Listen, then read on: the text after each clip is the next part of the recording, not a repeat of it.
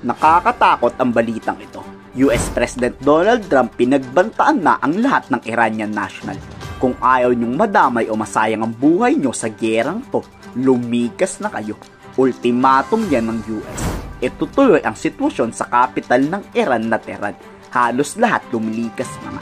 Matigas din kasi ang supreme leader ng Iran.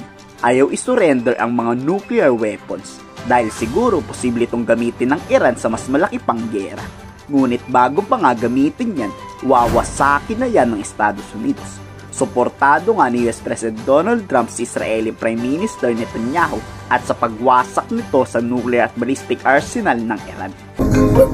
They should have done that before.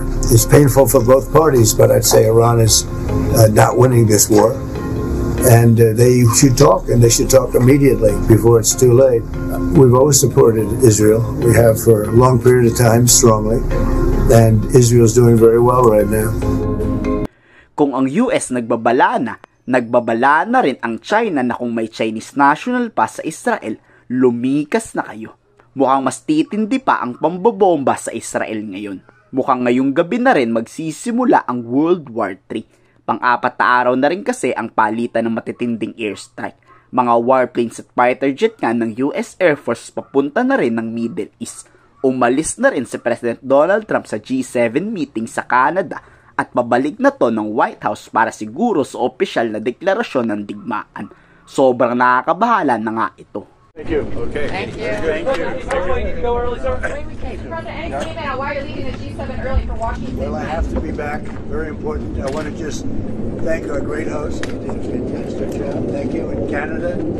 But you probably see what I see. And I have to be back as soon as I can. We're going to have dinner with these wonderful leaders. And then I get on the plane. I have to be back early for obvious reasons. I loved it. I tell you, I loved it. And I think we got a lot done. Really a lot done. Ang nakakatakot lang dito, walang carrier strike group sa Indo-Pacific region. What if magsimulang umatake ang China? Delikado dito ang Taiwan at Pilipinas. Kayo, anong masasabi nyo sa posibleng World War III ngayong gabi? I-komento sa baba ang inyong salobin.